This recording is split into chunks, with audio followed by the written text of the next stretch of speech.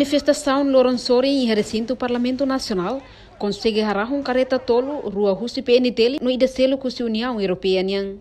E a segunda-feira, estudante universitário Timor-Leste, halau demonstração com a manifestação, não consegue mostrar tudo malo, fofão sira tudo roube aqua, no icos mais acontece tudo malo o fato.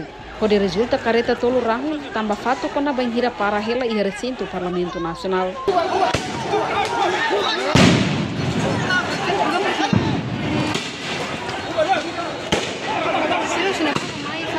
E incidente estudante sira tudo macaixa fato, no halo emahoto halai inclui jornalista no polícia sira, pode buka fato em nebe seguro.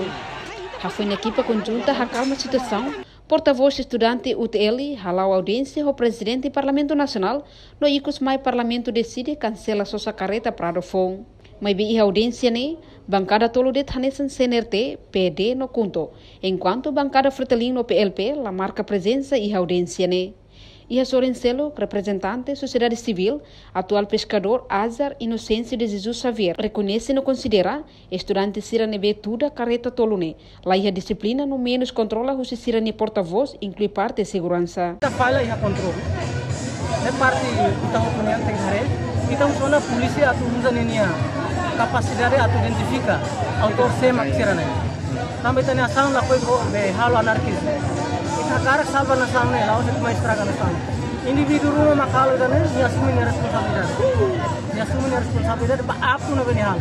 Claro kata serviço de inteligência, halo nem serviço de deteta, sema que quer. Então comando polícia atu deteta, ema será rema halo asam jadi, pode ser processo.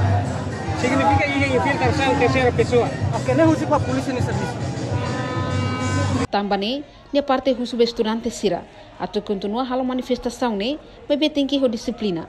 La bela estraga se san sira ne bebê se que fatem neba. A reportagem Melania Conceição, Televisão Timor-Post.